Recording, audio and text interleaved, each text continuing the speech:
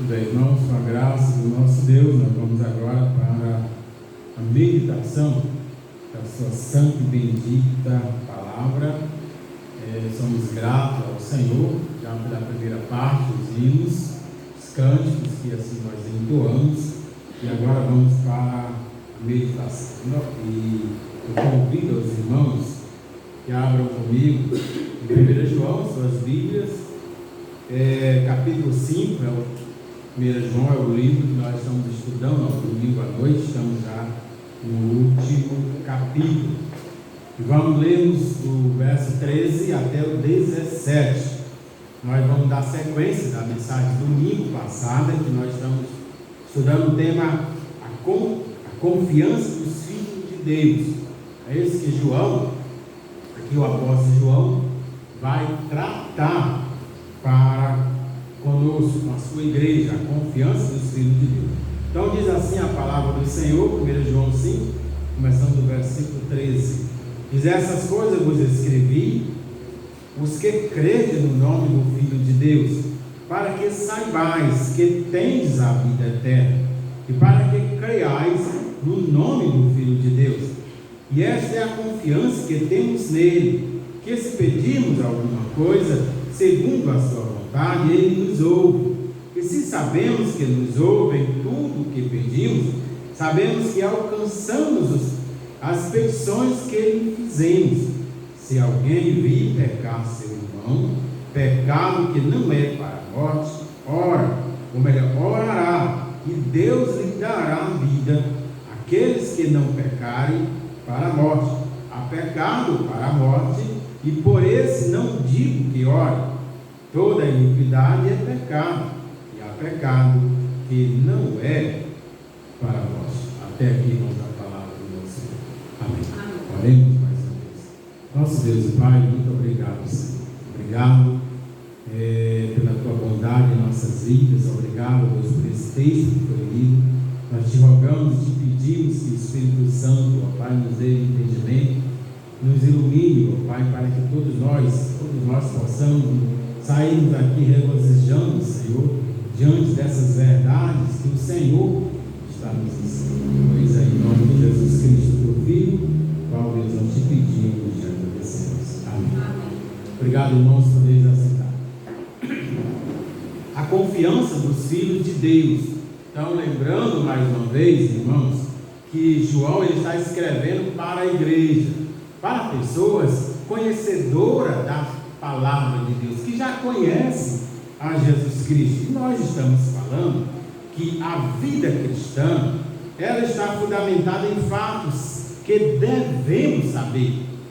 Então, o que João está tratando aqui justamente é isso, fatos que nós devemos ter convicção, saber. É algo que não pode deixar dúvida ou haver dúvida na mente do crente. Então nós estamos estudando aqui 3 fatos que nós precisamos saber acerca da vida cristã. Lembra que nós já falamos do primeiro fato do domingo passado? Vou só falar para recapitular. É a nossa certeza. João ele diz: essas coisas vos escreveis a vós para que saibais que tendes a vida eterna. Então João escreveu essa carta para a igreja, para realmente, ele diz: foi por esta causa que eu escrevi, para que vocês saibam que vocês têm a vida eterna, que vocês são salvos. Né? Lembra que nós falamos isso domingo aqui, que ninguém vem para a igreja, o crente, já que João está falando para crentes em Cristo Jesus, salvo, que ninguém vem para a igreja, o salvo é atrás de salvação. Nós não estamos atrás mais de salvação, porque nós já temos.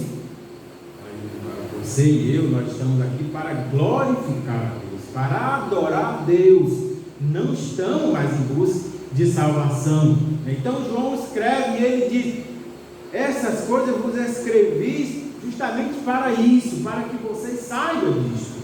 Porque já naquela época, já algumas pessoas também não tinham muito entendimento sobre isso, como hoje muitas pessoas, tem grupos religiosos aí que pensa, que prega, que crê, que o crente perde a salvação. Que hoje é salvo, amanhã não é mais.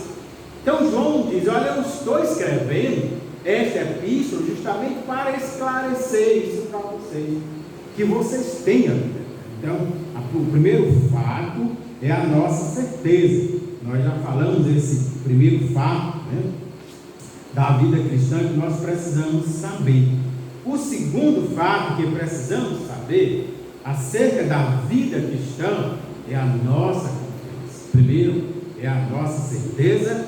O segundo fato que João está tratando para nós é a nossa confiança. Olha o texto, irmão, ou melhor, o versículo 14, quando João, ele diz assim: esta é a confiança que temos nele, que se pedirmos alguma coisa segundo a sua vontade, ele nos ouve. E ele, o 15, ele ainda diz: se sabemos que ele nos ouve, em tudo que pedimos, sabemos que alcançamos as petições que lhe fizemos. Então, o segundo fato que João está tratando com a igreja, isso é a nossa confiança. O texto, irmão, prossegue descrevendo a confiança que temos diante de Deus. Ele diz: essa é a confiança que temos para com Ele. Então João está dizendo: se eu realmente tenho esta confiança para com Deus, quando eu estou pedindo, quando eu estou buscando algo, eu não fico inquieto. Ele diz: porque esta é a confiança que temos para com Deus, que se pedimos, porque algo que esteja me preocupando. Então João está dizendo, nas entrelinhas, você entende esse recado. Nós não estamos tendo confiança nele. Nós não estamos pedindo, mas estamos o quê? Inquietos, em parafuso, estamos nervosos, preocupados. Então João está dizendo, nas entrelinhas, você compreende esse ensinamento, que essa não é a confiança que Deus quer que eu tenha nele. Porque se a confiança que Deus quer que eu tenha é isto: eu estou tranquilo, eu estou buscando, eu estou orando a Deus, e eu estou sossegado, porque só vai acontecer aquilo que Deus permitir, que Deus quiser. Isso não deve deixar você inquieto. Por isso que nos evangelhos você vai ver o Senhor Jesus Cristo escrevendo várias vezes, os apóstolos também, sobre isso: não andeis ansiosos por coisa alguma, por nenhuma coisa. Porque a confiança para com Deus não deixa você inquieto. Eu inquieto. Então João, ele começa que a confiança que temos para com Deus é esta: que se pedimos algo para Deus segundo a sua vontade, Ele vai nos ouvir. Então a palavra traduzida aqui, irmão, como confiança, se refere aí à ousadia do crente diante do Senhor. No livro de Hebreus ele vai usar essa palavra, é a mesma palavra aqui, quando ele fala em Hebreus 10:19, tendo, pois, irmãos, ousadia para entrar no santuário pelo sangue de Jesus. Tenha confiança, é a palavra ousadia. Quando você estiver na presença de Deus, seja confiante que Ele vai nos ouvir, Ele vai nos atender, que Ele está ali nos ouvindo. Aqui a preposição grega empregada aqui nesse versículo, ela mostra a proximidade e intimidade em relacionamento. Então João está lembrando que esta ousadia ou esta confiança é para aqueles que realmente têm uma intimidade para com o Senhor, que tem certeza que se pedir alguma coisa a Deus, Ele vai ouvir, Ele vai nos atender. Lógico que João ele faz com muita clareza, segundo a vontade de Deus. Segundo a vontade de Deus, não é segundo a minha vontade. Então, se você está pedindo a Deus, tem a ousadia ou a confiança de pedir algo para Deus, Então isso não pode causar tormenta em nós, porque, Senhor, se for da tua vontade, o Senhor vai me dar. E se não for, o Senhor não vai me dar, isso vai ser bênção para mim. Porque lembrando que Deus sabe o que é melhor para mim. Né? Deus sabe o que é melhor para nós. Eu não sei o que é melhor para nós, mas Deus sabe. Às vezes nós estamos pedindo algo que não é bom para nós. Por isso que Deus não nos dá. Então João lembra aqui, segundo a vontade de Deus, segundo o que é melhor para nós, João está dizendo, ele vai te dar com segurança, com garantia. Por isso, vamos ficarmos tranquilos. Nós não podemos estar orando para Deus e ficar pensando, eu estou com medo de Deus não me dar aquilo que eu estou pedindo, eu estou com medo de Deus não me ouvir. Esta não é a confiança que João está dizendo que nós temos para com Deus. Confiança é que se for de Deus, se for da vontade de Deus, Deus vai nos dar. Né? Porque se Deus nos dá aquilo é porque é o melhor. E se Deus não nos dá é porque é o melhor também. Olha o que João está nos ensinando. Algo precioso para nós. Para descansar o meu coração.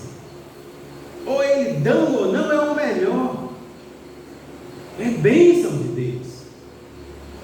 Então, por aquilo que Jesus fez em nosso lugar, temos agora confiança e ousadia em nosso relacionamento com Deus. A ideia que João está trazendo é isso. A confiança aqui é definida por João como atendimento de nossos pedidos a Deus. Ele nos ouve em nossas orações. Essa é a confiança que João está mostrando para nós. Você tem essa confiança? Eu tenho essa confiança quando eu estou aos pés do Pai. Quando eu estou aos pés do nosso Senhor Jesus Cristo, eu tenho essa confiança de saber que Ele vai me dar, se for da vontade de Deus. Não é a vontade do homem. Ninguém vai convencer Deus. Ninguém vai convencer Deus, mudar Deus. Deus é melhor isso para mim. Não, o que João está ensinando é diferente. Nós não vamos convencer Deus para nos dar aquilo que eu estou querendo. Não. Porque Deus sabe o que é melhor para nós, né? Eu não sei. Deus sabe o que vai acontecer amanhã, daqui a um mês, um ano, 1000 anos, até mais, a eternidade inteira. E eu não sei, nem daqui a um segundo. Nós não sabemos, né? Então, nas minhas orações, nós não vamos convencer Deus para mudar de ideia, para me dar aquilo. Então, agora, nossas orações, nossos pedidos, a nossa confiança é essa. Segundo a vontade de Deus. É por isso que muitas pessoas têm aquela ideia errada de dizer que eu pedi a Deus, Ele vai me dar. Não é desse jeito. Não é assim. João explica com muita clareza. E é segundo a vontade de Deus. Então, o que Deus me der é porque é o melhor. E também, ao contrário, é o melhor também. Então, todavia, irmãos, há uma condição, né, para sermos ouvidos pelo Senhor. Qual é a condição que João mostra aqui? Se pedimos alguma coisa segundo a sua vontade. É essa condição que muitos não querem ouvir, que muitos não querem saber. Essa é a condição. Deus nos ouve, a palavra de Deus nos diz sim, que o Senhor nos ouve, mas muitos não compreendem, não querem compreender essa condição, segundo a vontade. Então, João está ensinando para aqueles irmãos que é segundo a vontade de Deus. Não adianta você ter a sua vontade e dizer, Senhor, essa é melhor para mim, porque Deus é que sabe. Deus é que sabe o que é melhor para nós. Então ele diz, segundo a sua vontade, Ele nos ouve. Aqui, essa cláusula condicional empregada aqui, ela significa que segunda parte da oração só será verdadeira se a primeira for. A segunda parte só vai ser verdadeira se a primeira for. Também é isso que ele está ensinando. São ensinamentos, irmãos, assim preciosos que João está ensinando para a sua igreja. Então a condição para que sejamos ouvidos e atendidos pelo Senhor é que peçamos de acordo com a sua vontade, não de acordo com a minha vontade. Então João está esclarecendo que a condição é essa, para que Deus nos ouça, para que Deus nos atenda, você e eu pedir de acordo com a vontade de Deus. A oração não é um meio de induzir Deus a fazer o que queremos, não é. É isso que nós entendemos na palavra de Deus, que as nossas orações, ela não é um meio de induzir Deus a fazer o que eu quero, não é de forma alguma. Você pode fazer vigília, você pode jejuar, o que você quiser fazer, mas não vamos induzir Deus a dar aquilo para mim se não for a vontade de Deus.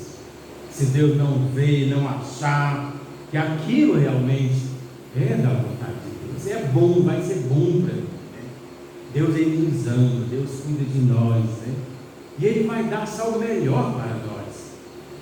Se Ele não nos dá aquilo, é porque não era o melhor. Às vezes nós ficamos até queixosos, podemos até ficar indagando, mas eu queria tanto, eu pedi tanto, às vezes até reclama, eu pedi tanto aquilo de Deus, fiz campanhas e campanhas, fiz isso e aquilo, mas Deus não me ouviu, Deus não me deu, não sei porquê, porque é o melhor. Que João está nos ensinando aqui é isso.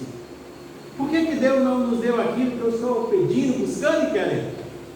Porque não era o melhor para mim. Não era, porque o melhor Deus nos dá. O melhor Deus nos dá. É algo incrível você servir a Deus com essa perspectiva, com esse sentido, né? Então, nunca vamos esquecer disso. Não vamos esquecer que a oração não é o meio de induzir Deus a fazer o que queremos, mas um modo de nos alinhar aos propósitos de Deus. É isso, a oração é isso. Senhor, me ajude a aceitar aquilo que o Senhor tem para mim, porque é o melhor. Mas é difícil nós pensarmos assim, queremos nós pensamos diferente, pensamos que a minha oração é para convencer Deus, para induzir Deus, né, a fazer aquilo que eu estou buscando e pedindo. E não é. Então a oração é um modo de nos alinhar aos propósitos de Deus. O apóstolo apresenta aqui, irmão, em seguida, a implicação ou resultado dessa confiança que temos diante do Senhor. Ele diz no versículo 15: se sabemos que nos ouve, em tudo o que pedimos, sabemos que alcançamos as petições que lhe fizemos. Olha o que João apresenta aqui. Agora, a condicional aqui, no original empregado, significa que pelo fato da primeira oração ser verdadeira, a segunda também o é. A segunda oração aqui é verdadeira também, da mesma forma. Ele diz: se sabemos que Ele nos ouve em tudo, né, o que pedimos, mas aí ele já explicou a primeira, esse tudo que pedimos, segundo a vontade de Deus. Ele já explicou o versículo 14 com muita clareza, e aqui ele só faz completar no versículo 15: se sabemos que Ele nos ouve em tudo o que pedimos, sabemos que vamos alcançar. Ou seja, sabemos que Ele vai nos dar o que é melhor para nós, não o que eu quero. Ele não está dizendo que Ele vai me dar tudo o que eu quero, mas o que é melhor para nós. Ou seja, a certeza de que o Senhor nos ouve, irmão, nos dá a certeza de que Ele irá atender aos pedidos que lhe fizemos. Portanto, aqui o segundo fato que devemos saber da vida cristã é a certeza de que o Senhor nos ouve quanto ao que lhe pedimos. Diante das lutas e dificuldades da vida.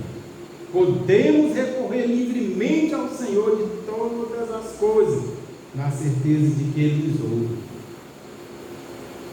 Ele diz que Ele nos ouve. Diante das inúmeras necessidades que temos, podemos apelar ao Senhor na certeza de que Ele suprirá todas elas. Então, diante da nossa falta de capacidade para realizar a obra do Senhor, podemos clamar e Ele certamente vai nos capacitar. Então, o último fato nessa noite, que precisamos saber na vida cristã, é a nossa responsabilidade. Verso 16, que nós completarmos, diz assim: se alguém vir pecar seu irmão, melhor, se alguém vir pecar seu irmão, pecado que não é para a morte, orará e Deus lhe dará vida. Aqueles que não pecarem para a morte, há pecado para a morte, por esse não digo que ore. Um texto assim, muitas pessoas têm assim, dúvida, dificuldade a compreender sobre o que João está falando aqui. Então, o terceiro fato que precisamos saber acerca da vida cristã é a nossa responsabilidade. Então, nos dois últimos versículos, irmão, desse texto, João ele trata acerca da nossa responsabilidade mútua, interceder uns pelos outros, que ele está falando aqui. Nossa responsabilidade, primeiramente, antes de falar do pecado para a morte, então ele está dizendo intercedermos uns pelos outros, que ele fala, né? Então o texto também afirma que quando intercedemos pelos irmãos em pecado, o Senhor lhes concede vida, né? Está falando aqui a oração daqueles que estão em pecado. Então, primeiramente, o apóstolo João, ele trata de nossa responsabilidade, né?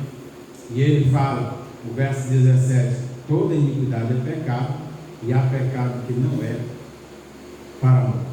O texto afirma sobre isso. Então, João indica a condição para que essa intercessão seja bem sucedida, se não cometer pecado para a morte. Então ele diz, olha, se alguém vê seu irmão pecar, interceda, ore por ele.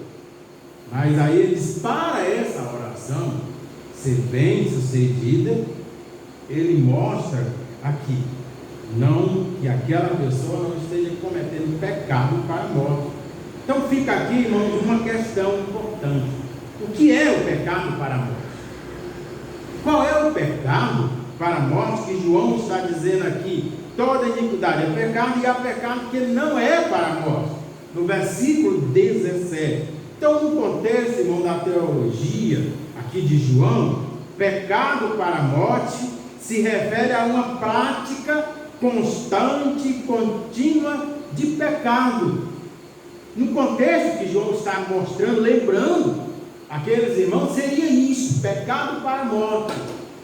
Seria esse pecado constante, que a pessoa já se acostumou, de forma mesmo, no pecado. É um crente, lembra que nós falamos? Que o crente ele não perde a salvação. Por isso que João está tratando aqui. E ele está falando de pessoas da igreja, para irmãos, igreja. Ore, mas aquele pecado para a morte, eu digo que não ore, porque há pecado para a morte.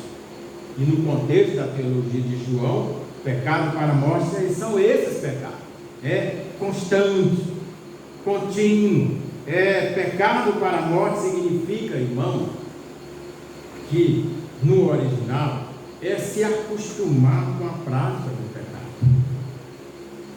É aquela pessoa que convive com o pecado como se já se acostumasse naquela prática, mas domingo, nas quartas, dia de culto, está ali na igreja cantando, como se nada tivesse errado na sua vida. Então João está dizendo que tem pessoas assim. Existem pessoas assim na igreja, Então esse pecado para a morte que João está se referindo a esse tipo de pecado. de pessoas assim, que se acostumam na prática do pecado, se deixa, aqueles que já se deixaram enlaçar por seus pecados e fica preso nas garras do pecado. Então, João, ele vai, 1 João 3, versículo 9, ele fala assim, só voltando aqui, nós já lemos esse versículo atrás, 1 João 3, verso 9, ele diz: qualquer que é nascido de Deus não permanece em pecado, porque a sua semente permanece nele e não pode pecar, porque é nascido de Deus.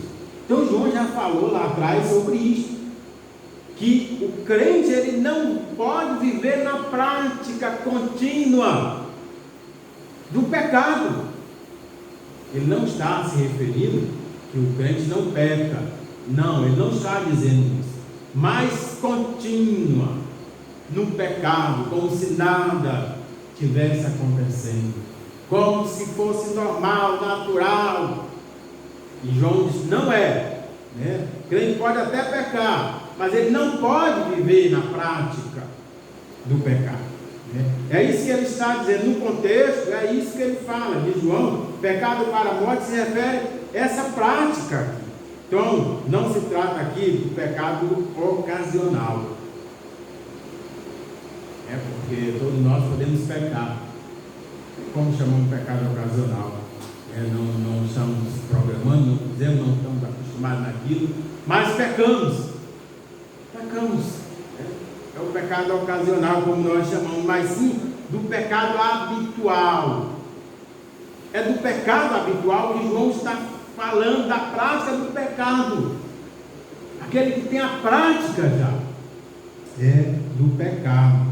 Então, uma vez que o crente possui uma nova natureza divina, também possui, João vai falar aqui que vamos possuir novos anseios, que é o anseio de viver para Deus, não de pecar. O crente enfrenta, aqui, já falamos aqui algumas vezes aqui, ele enfrenta 3 inimigos e todos eles querem levá-lo a pecar: o mundo, a carne e o diabo. Esses 3 inimigos, todos eles vão querer nos levar a pecar, todos esses. Por isso João diz: não ameis o mundo, não ameis o mundo. O apóstolo Paulo fala de uma mente cauterizada, dormente, insensível aos apelos do Espírito de Deus por meio de sua palavra. Então, são essas pessoas que já chegaram a esse ponto, que a palavra de Deus está ouvindo, fala com ele, mas ele não muda, não quer mudar a sua vida. É esse pecado que João está alertando a igreja: cuidado, que esse há pecado para a morte, e é no tempo da graça do Novo Testamento que João está lembrando. Ele afirma que quando o crente chega nessa situação, vai ser difícil isso, né? Vai ser difícil ele se alertar. Então é isso que ele está dizendo, ou seja, é o pecado para a morte, irmão, porque não havendo qualquer possibilidade de arrependimento, e a vida da tal pessoa pode ser ceifada. Então, finalizando, o apóstolo João, ele apresenta a implicação do que acabou de afirmar. Não adianta interceder por aqueles que pecarem para a morte. Ele diz: há pecado que não é para a morte, e aqueles que são para a morte, ele diz: não adianta orar. Então a ideia que João está passando para nós é assim: se você vir alguém pecar, ore por ele para que ele não chegue a esse ponto de se viver na vida do pecado, na prática do pecado, se habituar com o pecado, se acostumar com o pecado. Então João diz: olha, antes dele chegar a esse ponto, Foi depois que ele chegar a esse ponto, ele já viu que não mais olhe por isso. Porque ele já chegou numa situação difícil da vida cristã, da sua vida com Deus. Então, a preocupação de João é que os seus leitores orem por irmãos em pecado, antes que ele chegue a uma situação irreversível. Antes que ele chegue. Portanto, irmãos, o fato que devemos saber na vida cristã é a responsabilidade. Nós temos uma responsabilidade grande. Esse nome que nós carregamos conosco, falamos para todos que somos crentes em Cristo Jesus, há uma responsabilidade. Há uma responsabilidade que João está dizendo aqui. Cuidado nisso. Porque nós somos crentes em Cristo Jesus. E não é brincadeira, não é algo, não. É algo sério ser um crente em Cristo Jesus. Que João está alertando para nós. É sério servir a Deus. Ninguém serve a Deus de brincadeira. A vida cristã é seriedade. É seriedade. E aqueles que brincam com Deus, João está dizendo aqui o que acontece. Ele até vai dizer lá em Gálatas, horrível coisa é cair na mão deste Deus. Então tenhamos, irmãos, cada vez mais essa responsabilidade. Mas é tão bom quando você serve a Deus com a consciência limpa, tranquila.